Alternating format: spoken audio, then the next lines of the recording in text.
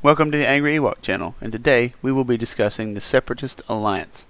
We'll be discussing all of their ships, their admirals, their squadron concepts, and kind of the way that they all can function together.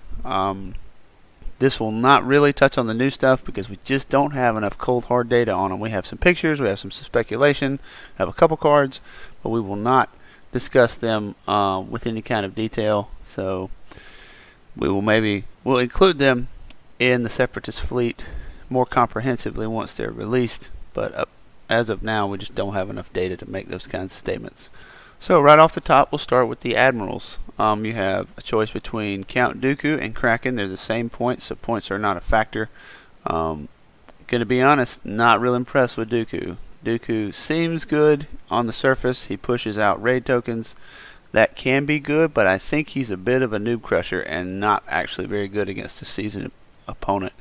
And the reason for that is if you have any kind of token slinging shenanigans, or if you just realize that he can only maximum raid you twice for the thing that you really want to do, and bank a token of that type on turn 1, you can get through his raids with very minimal effect. He'll affect you once if you have no tech at all, but you take, say for example, if you are a squadron pushing fleet, if on turn 1 you set up and you take a squadron token, even if he raids you, then the next turn he's not going to raid you for a squadron because you've already got a squadron raid on you. So there's no point. And you're already sitting there with a squadron token in the chamber, and then when you need to use it on the turn that you actually are revealing squadrons, you burn that squadron token, and then you go about your merry way and push out your squadrons. And then the best thing he can do is respond by raiding you with squadrons again, so it can potentially gum up that following turn. The best result he's going to get is to prevent you from activating whatever command you want the second time. And so you're basically stuck with a commander who his whole effect for the whole game is to stop one set of commands, often one command on a single ship, because usually you have one or two carriers. It just doesn't seem worth it, because if they have Hondo Onaka, a 2-point generic that anyone can take, or a Comsnet flotilla, or anything that slings the relevant token, you have completely negated the effect of an enemy fleet's admiral. So I do not think he's good. I think he can feel oppressive if you are not prepared for him, but I think if you face Dooku, whatever token that you just have to get off, you have got to set yourself up early in the round, early in the game, pointed in the direction you need to go. You can't use your normal navigate on turn 1 like you would like to, because you need to be banking whatever token you really need to do. So like, you do that, you have Hondo, you have any way of slinging a token to the relevant ships that you need to trigger this, you're good to go. So not big on Dooku. So by default, if Dooku is not very good, we are stuck with Kraken. I say stuck, but he's actually pretty good. Kraken is a dice fixing admiral, which to me is the best kind of admiral, because you want reliability in your shots, you want the flexibility of being able to change dice to whatever facing you need, so you can create accuracies, you can create crits. If and when the Separatists get a blue dice critical effect centered ship, a ship that can take heavy ion emplacements, and Kraken as the admiral, if you can guarantee HIE triggers every time you shoot with it on one of its shots, it's going to be really good. Kraken has a massive ceiling. The only caveat, you got to get close medium, and that's just a balance thing, because if he could do this at long range, he would be obscenely good. He's the better of the two options. He's good for consistency of shots. He triggers once per activation, so he can help on salvos. Cannot stress enough how good this guy is. I think he's much better than Screed, for example, who he's often compared to. But he is an admiral that I think if you're playing Separatists, you need to be playing Kraken right now. And I think there can be a discussion made about Grievous in the future. He's pretty good from what I can tell, the reading of the Grievous card, which we'll probably get to in the end when we talk about the new stuff, or the minimal amount of stuff, things that we know about the new stuff. But I think if you're playing Separatists right now, you need to be playing Kraken, because people figured out how to beat Dooku. He's not sneaky anymore. We all know, how to diffuse his little raid shenanigan. So you need an admiral that actually gives you some firepower and changes the way that you fly the fleet. And Kraken can do that for you. Separatists have access to two different chassis. They have the Hardcell and they have the Munificent. And we're going to start with the Hardcell. It comes in the battle refit and the transport. And we're going to start with the battle refit for this purpose, for the purposes of this video. You can see the battle refit has 3 red dice up front, 2 on the side, 1 on the sides, nothing in the back. And when you look at the ship card, the arc is very wide. It has a arc similar to a hammerhead in terms of like the big front arc. It also turns close to the ship, meaning it has navigation clicks early on the stick, which lets you turn your do a lot of inside turns, do a lot of changing your approach angle. It doesn't have a lot of clicks out at the end of the stick, which makes it hard to like hook around and like point back towards the side of a ship. And then you look at the shield layout, 3 in the front, 2 in the back, 1's on the sides. Screams Nebulon to me. This thing is basically a cross between a Nebulon B defensively and a Hammerhead token arc layout. And so you put those two together and you end up with a 52-point ship that's really good for what you're paying. It has a great defensive suite with a brace, a redirect, and an evade on a small base ship. So what more can you want? In terms of defensive tokens, there's not really a dead token. All those tokens are relevant. And so for me, it comes down to, do I want it to support my squadrons with flak? And if so, I'll probably take LTT. And if I don't, if I'm happy with that, if I want it to hit harder, I'm probably going to take slave turrets. Slave turrets increases my potential damage ceiling by adding a dice. LTT can only fix your floor. Slaves helps your ceiling, and if you're taking Kraken, that ceiling is a little more reliable. So I take slaves, and they're pretty good if they get past you into the side arc, because LTT, you're only rolling 1 dice. Even if you get a hit, you're probably getting evaded. Slave turrets gives you an additional dice at least, and the potential for doing more damage through an evade. They also have the offensive retrofit slot, which in a fleet that has lots of good swarm options, reserve hangar decks is a really good idea for 3 points. I think you'll see a lot of that because droid tri-fighters have swarm and they're really good. I think a lot of Separatist players will take 4 to 6 droid tri-fighters, depending on how many boxes of Separatist Squadrons they could get their hands on. Put reserve hangar decks on it. We'll get to that in a minute. But that's my opinion on the Hardcell. I think it's a very tough little ship. You're paying 61 points for this build. It is a hard as nails little trash can of doom, and if you fly it well, it'll definitely pay off for you. The Hardcell Transport is not a fighter. It's designed to be a support ship. You can tell that by the fact that it doesn't have a turbo laser slot, for one thing. It has 2 officer slots, which I really haven't come up with a good way to utilize right now. I'm sure that there are ways. Having 2 officer slots on a small base ship is novel and interesting. I don't know what you can do with it, but we shall see. The thing that you're getting off of the Hardcell is the fleet support slot, the slot that flotillas have, basically.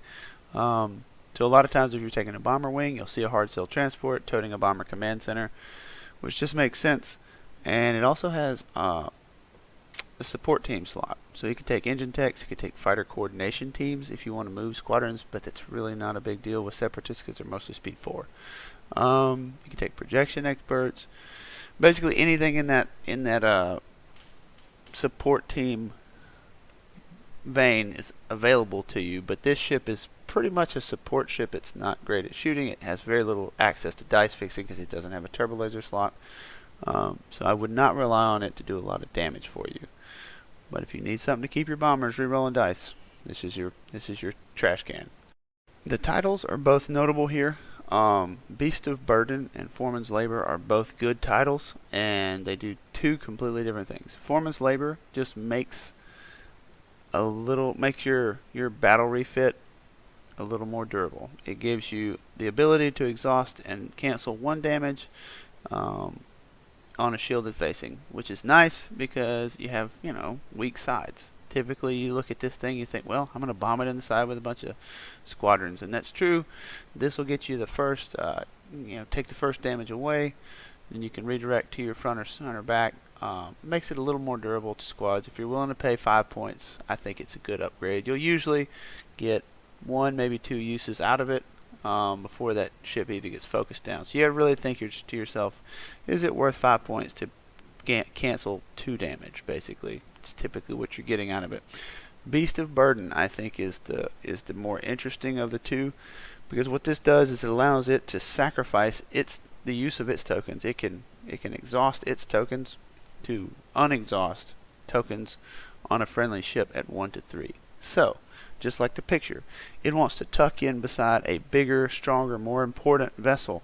And I think that as we go through this, you'll see that my opinion, at least, is that Separatists are built to support one big centerpiece, to make it very hard to kill, with things like Watt Tambor and Projection Experts and Beast of Burden and all these other things. They're meant to make 1 or 2 ships super hard to kill and super point fortressy, and the rest of it kind of can go by the wayside. This is an excellent card for anything that has tokens that needs refreshing. So you feel a lot better about sticking your big bruiser into a bad situation if you have Beast of Burden. So like the enemy goes, they hit it, use all its tokens, Beast of Burden activates immediately following, uses all its tokens, exhausts all its tokens to the red status, and refreshes them. That's discouraging to see for the enemy, and a lot of times, if you're taking Beast of Burden, especially on a support, it's not trying to stick its nose into the fight. It's probably out of range.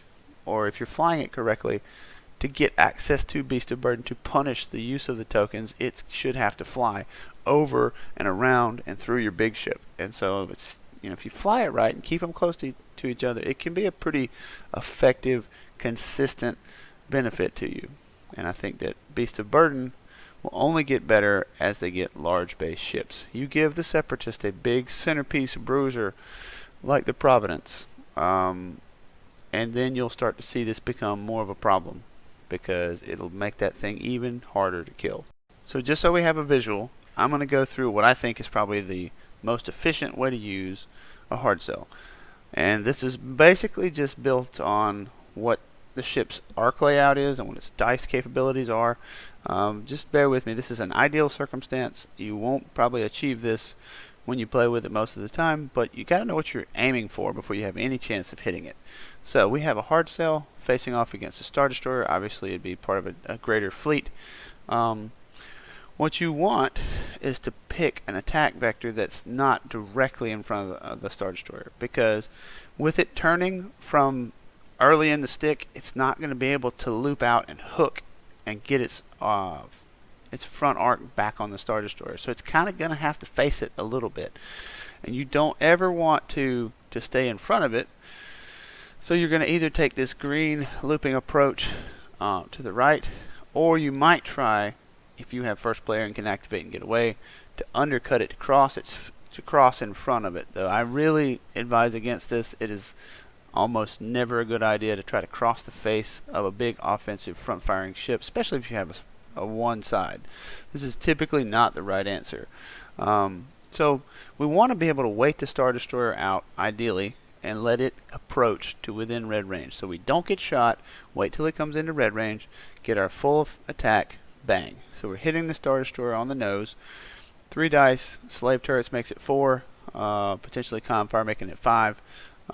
If Kraken triggers, obviously that's a big if. You can fix one of those dice. You could be doing some serious damage here. And then you want to move. You want to maintain that range advantage. You don't want to close with this thing, because you do your best work at red range. So you're going to continue to putt slowly, and hopefully you have a token on this ship to maintain, just in your pocket for later. But you're going to put ahead at speed 1, then we're back in the same situation. So the Star Destroyer can go right now, but he's not going to kill you with 4 red dice. Even a Simon is not really going to kill you. So you're going to take a shot from the Star Destroyer for sure, and then he's going to have to move. So then your Hardcell will fire again. It'll fire same big heavy front arc into the nose. So hopefully, so you've done that a second time now. This time, hopefully, you have a navigate command because you're going speed 1, but you have a token. And I always suggest this. I always would suggest banking a token, keeping a token in your back pocket so that you can jump from 1 to 3 with this Hardcell. Because at this point, if this Hardcell stays in the fight, it's going to take a second shot from the Star Destroyer, probably kill it, and give up points. You would like to get 1 or 2 shots with this thing and then accelerate past it, as you see here, so that it can escape and preserve those points, because it's a 60-point ship roughly. So I think that's your optimal use of a Hardcell. Just approach slowly, chip and long range until they approach, then use your token and your dial to go 1 to 3, jump over and fly away, hopefully preserving your points. So now let's discuss the other chassis in the Separatist fleet, the Munificent. I think it's a very good ship. I think it's pointed very well. I think it has easy access to good upgrades to make it very strong. So you see the 2 chassis, they're very, very similar. You're paying 70 points for the Comms Frigate, you're paying 73 points base for the Munificent Star Frigate. I think conventional wisdom is LTTs on these, and the reason for that is you have 2 relatively strong arcs that don't throw a lot of dice, but you want to be consistent with those dice, and you have a salvo token. So pretty much any time you're taking potentially 3 shots a turn, I think LTTs is going to pay off for you in the long run, especially with a ship that's like this and has a lot of red dice. And so LTTs is pretty much an always auto take on this. So you're looking at a 77 point ship or an 80 point ship before you start doing anything with it. And the Comms Frigate can take the offensive retrofit slot. The Munificent Star Frigate can take the defensive retrofit slot. So really the choice that you're making between which ship you're taking is based on what slot you need. Are you going to be a carrier? Are you going to be pushing squadrons? Do you have a plan to make use of that offensive retrofit slot or the defensive retrofit slot? Let that dictate how you load this thing out, and that'll pretty much put you in the ballpark, because their dice are almost exactly the same. The only thing you're getting different on the Star Frigate is access to a black dice flak. So not really a big deal. They also both have a support team slot, so they can take engine techs, they can take auxiliary shield teams, they can take projection experts, anything in this support slot you can take. Right now, because it's the flagship, I think it becomes, it's the big bruiser in the Separatist fleet. I think it's usually using this for something like engine techs or auxiliary shield teams to beef it up, to increase its survivability, possibly using fighter coordination teams. I've seen that done by Tok'ra. It's a good idea, but I think as we progress to where the Separatists have another bruiser that it can support, I think it may migrate into being a projection expert battery to push tokens over to push shields over to a bigger thing. And that brings me to the nav chart of this Munificent, because these things are amazing. At speed 2 they have 3 clicks. Click at the first joint, 2 clicks at the second joint. Honestly, if you have a navigate token on a Munificent so that if it needs to slow down to 1 it can, I would never do a navigate on this thing, because the nav chart is so good that you really don't need to. Just run them at speed 2 and get your 3 clicks. I mean, a 4th click would be nice, but unless you're taking engine techs, I don't see the point. I think one of the biggest strengths of this ship is it could legitimately just do a navigate on turn 1 just so it can bank a token and then do engineering the rest of the game, or do concentrate fire the rest of the game, or do squadrons the rest of the game, and not care, because it's slow but it turns very well, and so it's not really going to hurt it. The only caveat to all that is if you're pumping out engine tech moves, you're gonna need to do those commands. But that's the strength of the Munificent, I believe. Also, titles are kind of not as pivotal as on the hard cells, but you got the Naladar, I don't know how you say it. Basically, it lets you use any of your tokens as an evade. The thing about Munificents is that they are speed 2, and I am always hesitant of anything that is speed 2. You can take engine techs, but this title allows you to use one of your tokens as an evade. And in an onager rich world, in a TRC 90 rich world, this is worth its weight in gold. I think you're going to want to take this on your first Munificent almost every time, especially if you're playing against Civil War factions, because you'll see onagers, you'll see CR90s. This is going to make them not take as much damage on the way in, because if you can, mitigate 2 dice from an onager, that's going to be a big deal for you. And it's going to take you a while to get there, because at speed 2 chugging along, you're not going to be dodging his arcs. You're going to be fairly predictable in where you're going to end up being. It's going to be super hard to get away from an onager. So I think that's actually one of the biggest concerns of the Separatist fleet, is fighting onagers and any other high-speed fleet that can flank and get away from them.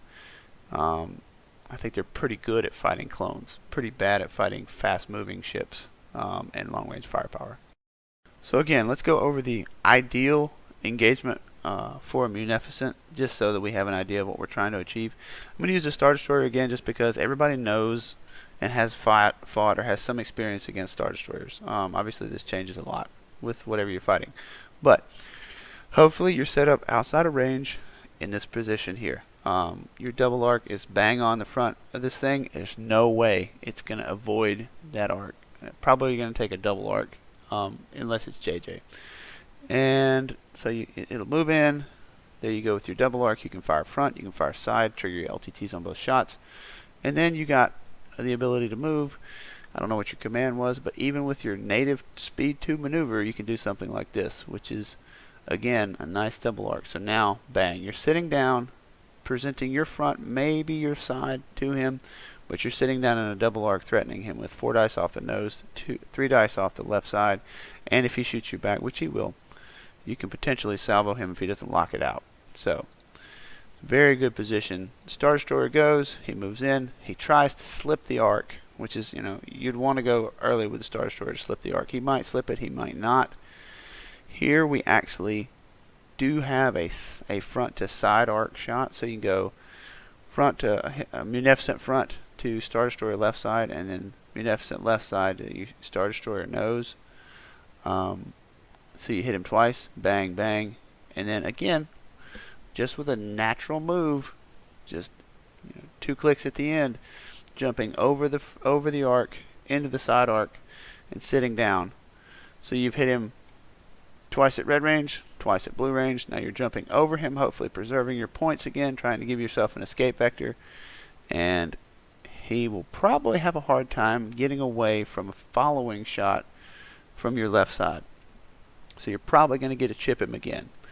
So it's very consistent damage coming out, and it's very consistent damage at a long range. So I really, really like the concept. I really think it's a fleet that I really like, because it's not about big dice pools.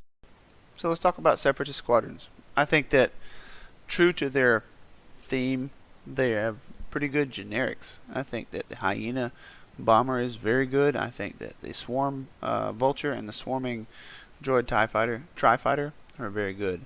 I think you'll see a lot of reserve hangar decks to support Droid Tri-Fighters being sent in as like a first wave to try to soften up the enemy squadrons, and then they just magically reappear beside your fleet with 1 hull point missing after they get shot, killed, trigger their counter 2, and then they just pop back. I think that will be a very common theme going forward.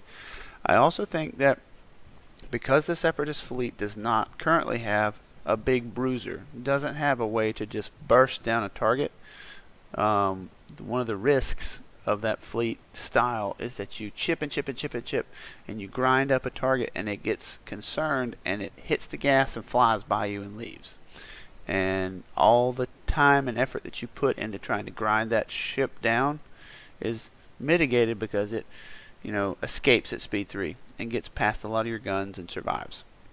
And so I think a Hyena class bomber is very good to have a couple of them, even if you have like 2 or 3 of them, just to go run down a ship that's trying to escape, because that's firepower on demand where you need it, no matter where your arc is. And it doesn't have to be going forward, smashing through the enemy squadron cover and trying to hit it on the way in. It can kind of lurk in the back and zip over and finish.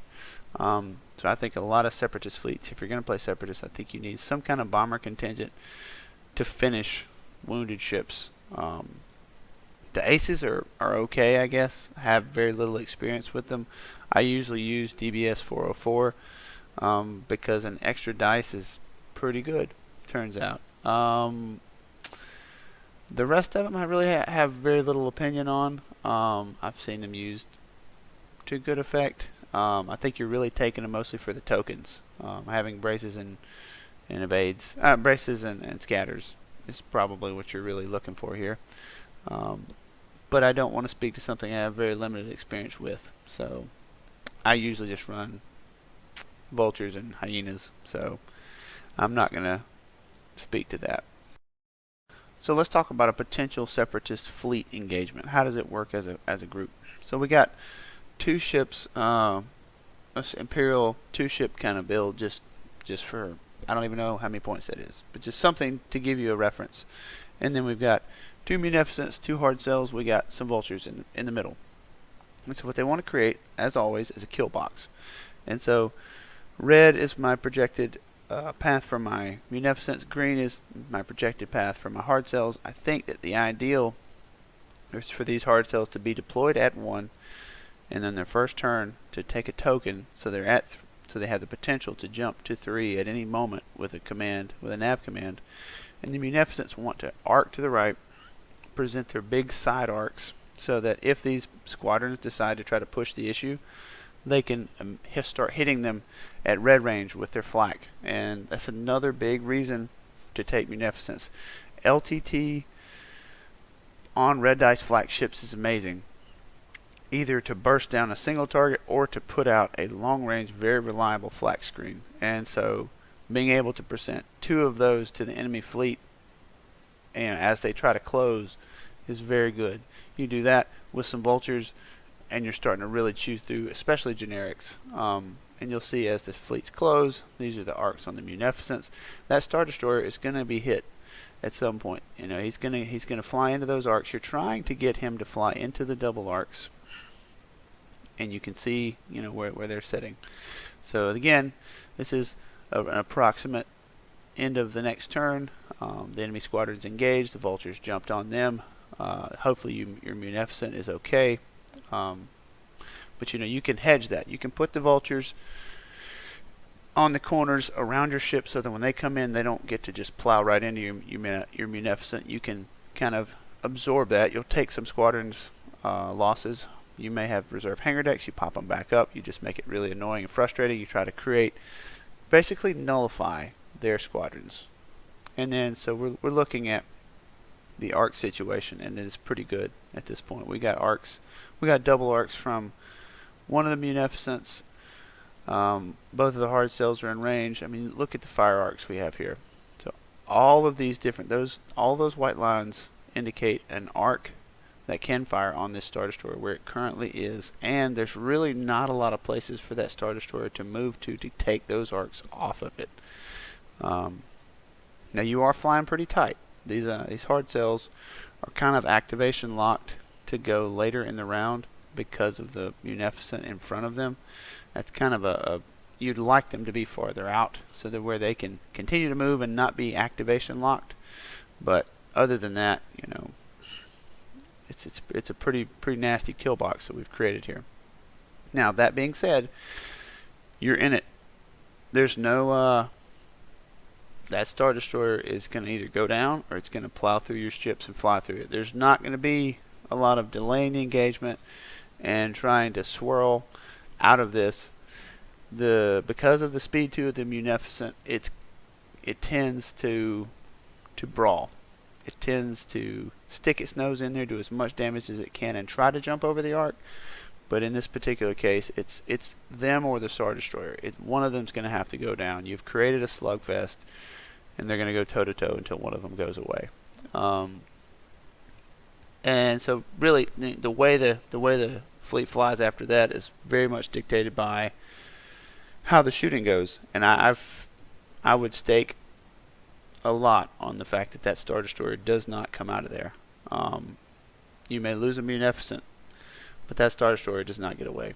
So I think Separatists right now, that's what you're trying to create. You're trying to create an overlapping field of fire. You're trying to create a kill box that is so well laid that nothing can escape you, because you will not be able to accelerate and get away and preserve points like a rebel would. You know, CR-90 tucks in, gets some shots off, and then escapes. So you have, kind of like flying a Starhawk, you have to fight where you are, and you're in it for the long haul. So that's the ideal engagement envelope for a Separatist, I believe. So, general impressions. I think the Separatist fleet is a very reliable fleet because of its dice fixing and its Kraken Admiral. I think that it lacks a burst damage source in its ships right now. I think that will probably get addressed with the new Providence class Dreadnought and possibly the light destroyer, the Recusant light destroyer. But you're not going to get a big burst. So because you're not going to get a big burst, you really don't care as much about first player, because you have a lot of long range and reliable shooting, and you don't have the speed to go run down an opponent in the corner. So I think Separatists need to be trying to play second player. I think they need to have good, strong missions. I think if they had access to strategic squadrons, they would be ridiculous and annoying and probably not good for the game. So my opinion is, you want to build your fleets to play as second player. I think you want to build in that reliability with your LTTs, build in that reliability with Kraken. I think you need to try to, because you're using slow-moving ships, I think you need to try to delay the engagement for a turn or two. You really don't want to get into a gunfight on turn 2. It'd be better if you can get into a gunfight on turn 3 and 4, so that you're, 6-hull, pretty tough but not unkillable Munificents and Hardcells are only exposed to maybe 2 to 3 rounds of fire at most. And I think you need any kind of burst that you're trying to achieve with Separatists at this point has to come from your squadrons. I think that 2 to 4 hyenas and backed up with 2 to 4 to possibly 6 droid tri-fighters with reserve hangar decks is really good. That would be my play with Separatists. And I think we just wait and see what the new ships hold. I think that the Providence is a very conventional double archer bruiser. You see the arc lines, you see how it's laid out. It's got 5 dice in the front, 6 dice on the side, albeit 2 black on the front and 2 black on the side, so like you're only really getting 3 and 2 outside of black range. But it's a bruiser, and it's got the arcs to be a double archer, and that could be your burst damage source. And it's also your big centerpiece that you try to pump up and protect with projection experts and Watt Tambor and any other defensive tech that you have. The Recusant light destroyer, a lot of red dice. I'm going to assume it has a turbo laser slot. We don't know that, but one would think that it would have some kind of dice fixing abilities. And so it's a weird arc for sure, but I think it's actually really got some options because of the way that you can lay that double arc in on somebody. I'll do a video once I know the nav chart, but you can't speculate on how to fly the ship even with the arcs until you know the nav chart, because those two work hand in hand together. So I hope this was helpful. I hope this was informative for you. This is all my opinions, but I think Separatists have the ability to be very good. I think going forward they're going to continue to tech into this potential points fortress big ship protecting kind of fleet. And so if you're fighting Separatists, I think you have to recognize what they have, recognize how heavily they're teched into that points fortress concept, and make a decision very early on. Am I going to try to swing for the fences and kill the big ship, or am I just going to try to skirt around and kill the support ships? Because if they go too heavy into supporting the big mothership, you may, there's a risk that they just undercut you and kill all the support ships that are kind of sacrificing their shields and sacrificing their activation priorities and sacrificing their positioning to support the big ship. So I think fighting a Separatist player, that is the decision that you have to make. I also think that if you're fighting a Separatist player, you have to prioritize those hyenas, simply because they're 2 dice bombers once AI triggers, and there's a damage potential that's very high there. Probably not going to achieve that a lot of the times, but there's a potential to be very damaging, and you cannot ignore that. So, thank you for watching.